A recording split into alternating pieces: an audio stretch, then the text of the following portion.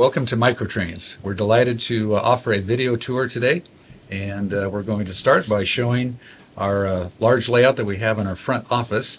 And it's quite a story. This was a gift to MicroTrains, and it's kind of ironic because up until 2015, MicroTrains, the business that we are and the size that we are, we never had a working layout. We have basic oval test tracks, of course. And the story is that a local gentleman built this by hand, N scale, of course. And then he got very sick, and he's now gone. But he didn't want his layout to just be tossed away. So we offered it to MicroTrains, and we graciously said, yes, we'll take it. And this gentleman's name was Scott Mangold, great man. So that's what we're looking at right here. And this is the start of our tour in our administrative department here at MicroTrains. And in this department, we have all of the conventional administrative duties, work, tasks, projects, production planning, HR, all the things that helps keep MicroTrains running smoothly. Hi, my name is Joe D'Amato.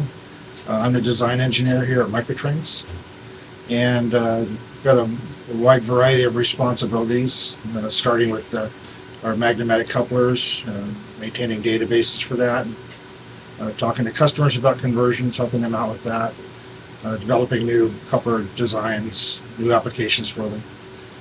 And then I'm also responsible for creating the loads, coming up with the concepts and a team that we have, and then designing the parts and deciding what process to use. So we do 3D printing here, we do photo etching, we do laser cutting, we do resin casting, whatever it takes to get the loads done.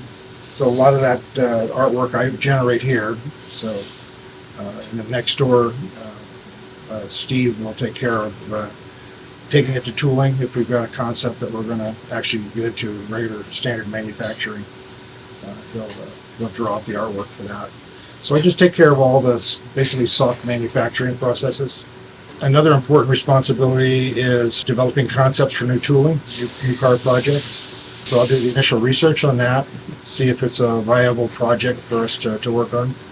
Develop matrices, which list all the car possibilities, all the road names, all the color schemes, all the road numbers. So we take all that into consideration when we get together and decide on a new car body style. So then I'll also look for photographs, any kind of blueprints or drawing documentations for that to help out. Then along the process, I'll be involved in testing the parts when they come out of tooling, working on coupler applications and truck applications for those cars, feeding it more information to creative services when they need it for artwork or packaging, that kind of stuff. I'll also do a little bit of packaging artwork as well.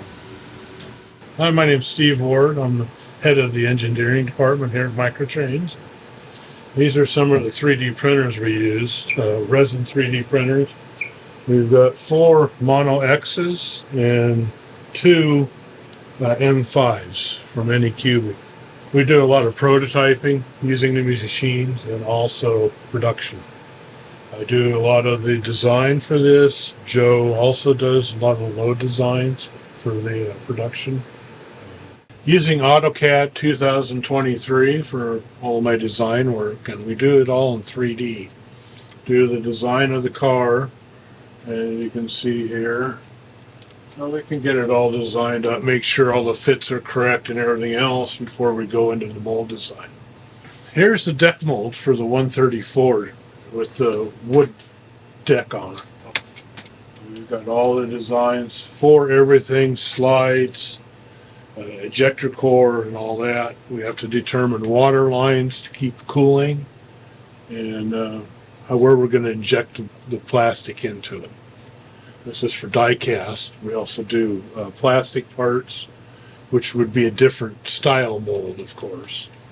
Got to determine where the water lines are going to go, where we're going to inject the die cast into it, and how we're going to eject it out of the mold without deforming the part, warping it, all that stuff. So, using the 3D printers on this deck mold for the 134, we did 3D prints of it before we even started doing the molds. See how it all fits together, where the truck's clear, whether the subframe would actually fit on the part, stirrups, and coupler lid. And this is the way it actually would be done in the 3D printer with all the supports and everything else. This is just one example. We've got plenty of examples of stuff that we've 3D printed. I don't know if anybody remembers the spiders that we came out with. Those were pretty cool. Arrow wedge. We did 3D prints of these also. Tanks. The other part of the arrow wedge actually goes on the end here and sticks up in the front there. My name is Steve Cloney. I'm the tooling manager here at MicroTrains. This is our tooling department. In this department, we make everything required to manufacture our product. Plastic injection molds, trim dies, packaging equipment, assembly tools, everything right here in this shop. And one of our main things would be plastic injection molds. This is a 4-slide plastic injection mold for a model train shell. These are the two halves of the mold will come together in a press. These cam pins and locks will push the slides all forward, and that's what forms a mold cavity. Plastic's injected in under pressure.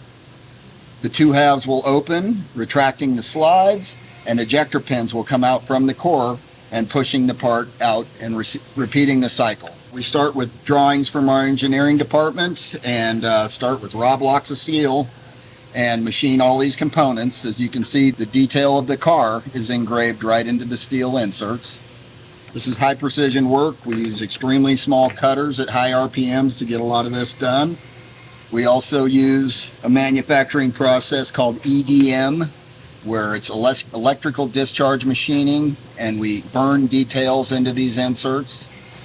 Once everything's completed, all our tooling is heat treated here in-house, round precision dimensions, and assembled and sent out to our next department for test shots and eventually production. Now we're in the plastics department where we actually do all of the production of the plastic parts. We have 3 categories of plastic presses. We have the large presses behind me. This is one of 4, and they're dedicated to making the N and Z scale car bodies and the large parts. Behind me here is Ben Eklund. He's the department supervisor, and he's setting a mold up right now, in fact, getting it ready for production. So how these presses work is we get BB-sized pellets of raw plastic.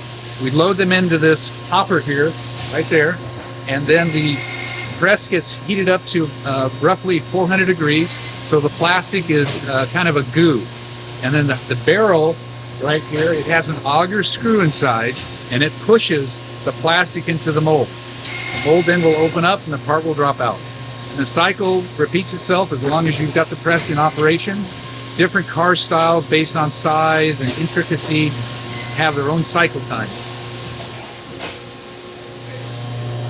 This is another section of our plastics department, and this is where we have what I would describe as our medium-sized plastic presses. I have 2 on either side of me, and we have a third one just beyond outside of the camera range. These presses are able to make car bodies, detailed parts such as roof blocks, hatches, doors, stirrups, things of that type.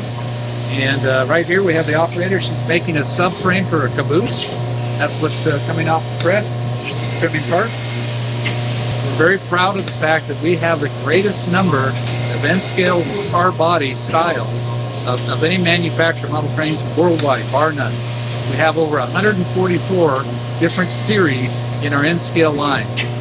Box cars, flat cars, gondolas, cabooses, passenger cars. The list goes on and on. The third section of our plastics department is where we have the small all-rounder presses, and these are dedicated to making very small parts such as the magnetic coupler knuckle, chains, draft gearboxes, wheels, things of that type. This press right here right now is casting a truck side frame, and they're just jackrabbits. They can work all day, every day for us. This area that we're in now, as part of the factory tour here at MicroTrains, is our small parts packaging. And this is where we take all of the individual parts that go into the model trains, the trucks, the couplers, tools, accessories, and we package these up as individual items that we offer for sale. This is an old-time trade show placard that we used to use, and it illustrates a variety of all these parts that we manufacture or we bring in, repackage under our name, and then distribute. We're now in the decorating department here at MicroTrains, and there's 3 specific processes that takes place here. The first of which is where we paint the car bodies. Sadly, right now we're in between paint runs, which is why the chain on edge booth, as we call it, is idle at the moment. How it works, if you will, is the operator will stand here. In one tub, they'll have non-painted car bodies. They'll place them on the paint trees right there. They will then work their way through the paint booth. Those trees will spin 360 degrees so that the paint is applied evenly to all sides, all parts of the car. When the painted shells come out, the operator will remove a painted shell and replace it with a non-painted shell. And that process, that cycle, continues throughout the day. This is the second of our 2 paint booths, and this one we designed as we did the first and built in-house. Our plant superintendent, who's a certified electrician and all-around craftsman, he built these with components. And as I described a moment ago, this works the very same way, where the operator will put a non-painted shell on the tree. It runs through the paint booth, which is right here to my left, and as the trees go through the paint booth itself, they spin 360 degrees so that all the paint is applied evenly to all sides, all surfaces of the car bodies. One other part of the painting process is when we have parts that we have to paint, but they're too small to go on the chain on edge booths, paint booths that I just described, we'll paint them by hand. And our operator here, Mark, will set up the parts to be painted or have a dull coat applied, which is the case here, and then he'll do the work behind him in the paint booth. The dull coat we apply to kind of knock down the sheen of the paint, and then the artwork as well, the printed parts of the car. So the second of the 3 areas in our decorating department is what we call masking. Masking is how we refer to where we want to paint just one portion of a car. Let's say we have a brown old-time reefer car and it calls for yellow sides. So we make a mask, which is right here. This is a nickel silver mask, and in the tour later you'll see the mask making process. And so then they'll cut out the area on the car that we want the paint to be applied to. And then it's set into here. This is the masking machine. We have 3 of these. We made these ourselves. The operator will stand here with the shell, and they'll actuate the paint guns, which are inside, with their knee. That's the trigger right there. And then the paint guns go back and forth like this, applying the paint to the part of the car. The third and final section of the decorating department is what we refer to as the pad print room. Pad printing is how we apply the graphics, the road names, the logos to the car side, the locomotive sides, both in N and Z scale. We use a Tampo brand pad printing machines, and they've served us well over all these years. Here's a pad print machine in action. Our operator is printing the road number to the ends of the car. This is a 3-bay hopper car. It's hard to see in the film, but she's applying in yellow ink the road number. And as you can see, the image has been burned into a steel plate back here, and then the doctor blade of the machine pushes all of the ink away from the plate, except for the few thousandths depth of the image. The silicone rubber head picks up the image, comes back across, stamps it on the side of the car, or in this case, the end of the car. We can't complete the tour of the decorating department without showing off our 5-headed pad print machine, which is in operation behind me. And it works the same way as a single-head machine that you just saw in the video. However, this has 5 print heads. So the operator can use 1 or all the way up to 5 in applying different colored inks and the location on the car. So that's what we have going behind me here.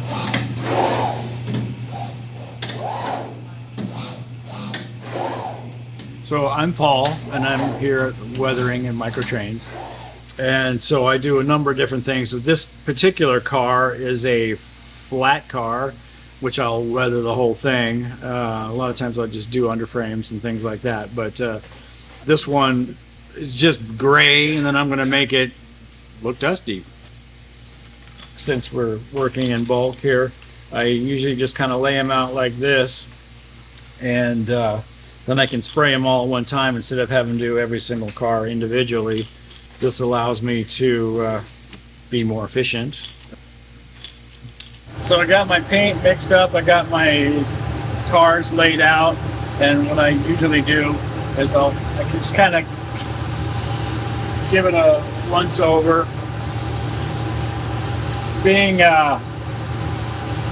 just a random kind of weathered look, we don't have to be super precise, and we're just trying to give it a dusty brown look. So I try to hit the edges, and then I'll kind of give it a streaky look by just going up and down like this.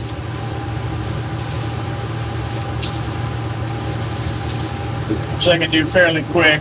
Now, again, having to be super precise. Some things we have to do, it's a little more time consuming, but this kind of gives it a pretty good kind of dusting. I might go back around a little bit, soften it up. And again, it doesn't take super long to do that.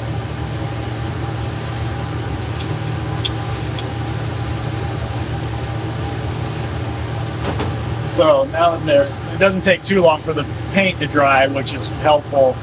Sometimes I do have a blow dryer here if I need to, which will speed up the process depending on how heavy I've gone with my paint.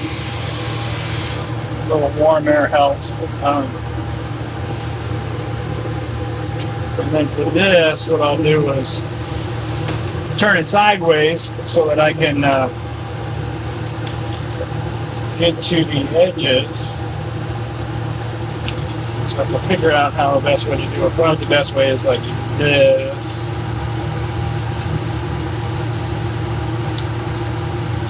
And so now I just kind of more or less hit the bottom edge usually. This takes a little more precision because you don't want to get too heavy and cover up all the print. But you kind of want to make it look dusty. This is pretty transparent. I've mixed the paint with some clear to kind of make it a little more transparent so it doesn't cover it fully. Hello, my name is Mark and I'm in charge of making packaging here at MicroTrains. I run the vacuum form machine. It starts with this roll of plastic, which I put into this clamp here. I had it all ready here. I press that button. This is a heating element, just like in your home oven. It heats up the plastic. And if you look down here, you'll see it sag down in just a moment. When it gets to the right temperature, this whole board down here is vacuum. It pulls the plastic straight down over these molds.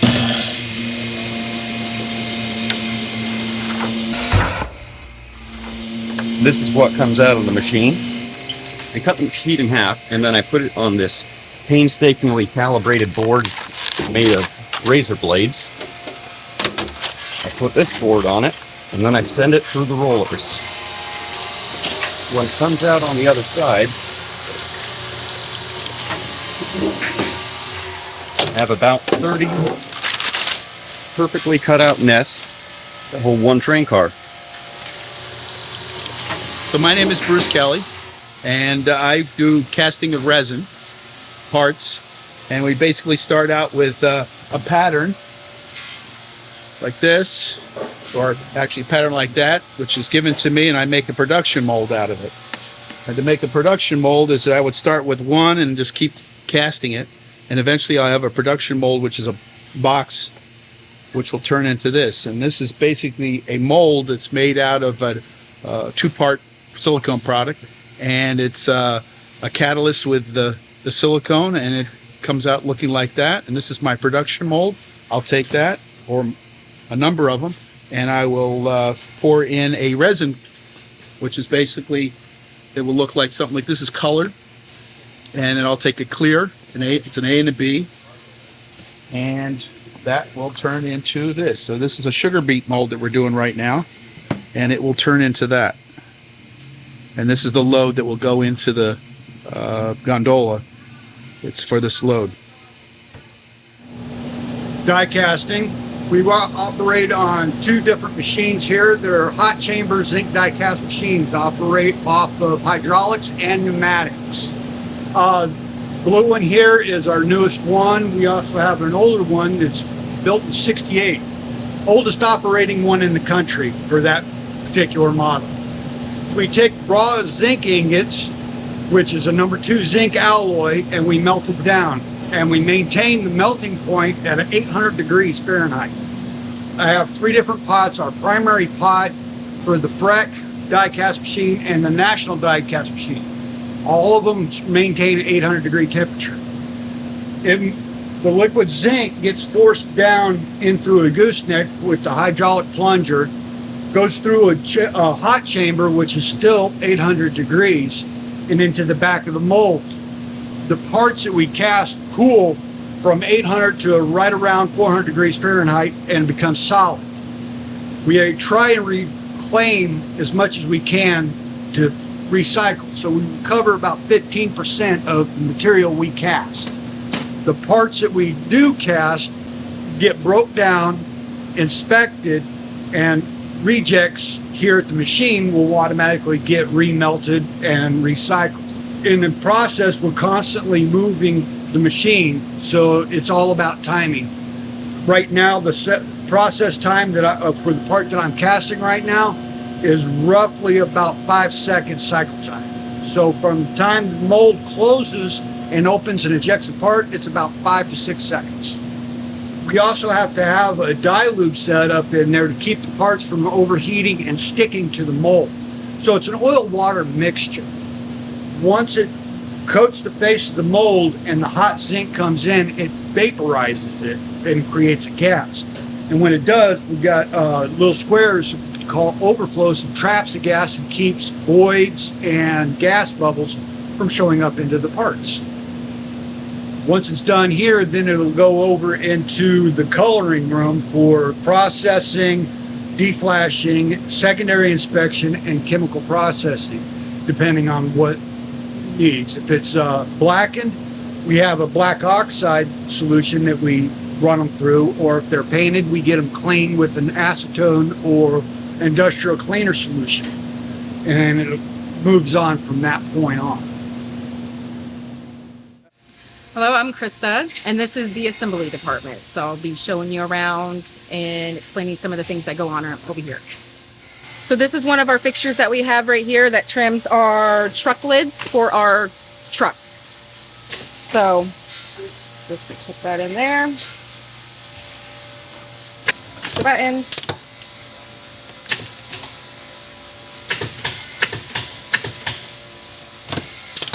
I'm Roland Carey. I'm the plant maintenance superintendent, and I've also helped design and build several machines for use in the assembly process here at MicroTrains. This machine here is our coupler pinner machine, which pins the 10, 15, and 16 couplers, and also the 1025 couplers. It was originally designed for the 1025s, and we later retrofitted it for the 1015s and 1016s. What this machine does is it takes the trip pins that were produced on a punch press into these strips, and then we take those strips and place them into this magazine, and that feeds them into the pinning head. And so when we put the runner of couplers onto the nest and just hit the button here, it'll go through and set the couplers onto a locating pin, and that in an area where it can accept the trip pins. I'll go ahead and run a string through and return it before it cuts them off. And then you can see the trip pins on the couplers. And here we have the trip pins set in place. As they go through the machine and accept the trip pins into the cutting stage, since the 1016s are longer than the 1015s, the discharge chute separates the two different sizes of couplers. So as they go through, you can see them come down the discharge ramp.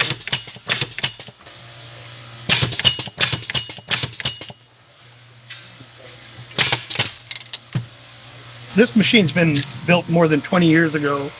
The machinist that built it moved on shortly after he built this, and I worked with him very closely and developed the pneumatic control system for the machine.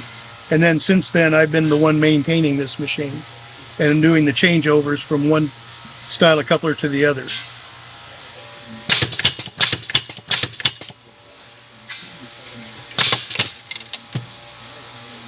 Okay, this is one of our heat sealing coupler jigs. We have some that are snap fit, but we have a couple that need to be heat sealed. So this is one of them, and I'll show you how to do that. We got our box. We take our knuckle and our shank, put them together.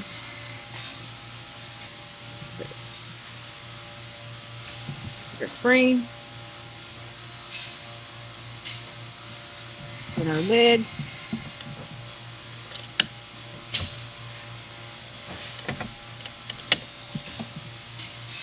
And then it's sealed together.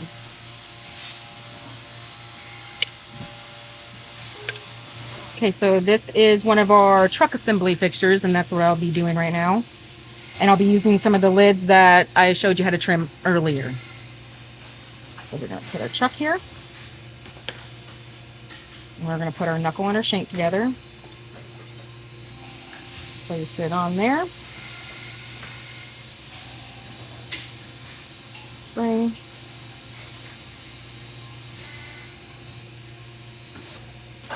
Just like that. After the assembly process of the trucks, then we'll be moving on to wheeling them. And then after they're wheeled, they'll look like this. This is the 50,000 caboose, and we right now are putting the windows, the cupola, and the smokestack in. Okay, this is final assembly. Okay, this is Michael, and he is assembling right now one of our 50,000 cabooses. He is putting on the underframes, and then he'll be putting on the end rails. So this is the final step after final assembly. We go through and double check and make sure everything is properly put together. And then we put them in the jewel cases and our nest that we also make in-house. This is our shipping department, and the people who work in here are the last ones to have their hands on our product. A final check is made of all of our cars, tools, accessories, and then we will pick the orders, and then a person other than who picked the order will double check the order for accuracy to ensure that everything is in the order as it should be. And then we get the orders ready to ship, most all of which goes out via FedEx, and that's how it works here in the shipping department. We'd like to share with you something that's relatively new for MicroTrains, and that is we are offering in kit form HO custom decorated with graffiti and weathering freight cars, and we've partnered with AccuRail, and we're purchasing their undecorated kits. We're then pulling the shells out, as Mark is doing here, and the parts, prepping them for painting and decorating, print work, and then we put them back in the box and we're distributing them to the retailers. And how this started is we have some of the very same car styles as AccuRail has in HO, of course, in scale for us. And we've done these cars, we've produced these particular cars, the paint schemes, the weathering, the graffiti artwork in N scale, and we've taken our already existing artwork, we've enlarged it to HO scale, and that's what we use to custom decorate these car kits. So that's what's going on all around us.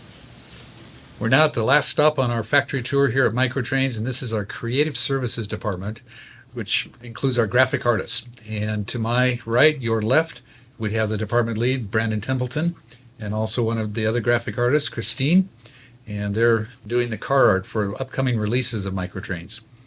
Also in this department, we do the graphic arts work, the desktop publishing for trade show handouts, placards, show handouts. We do everything in-house here, including printing all of our own material. Magazine ads are generated in this department. This is, as every department is, a very key integral part of the overall MicroTrains operation.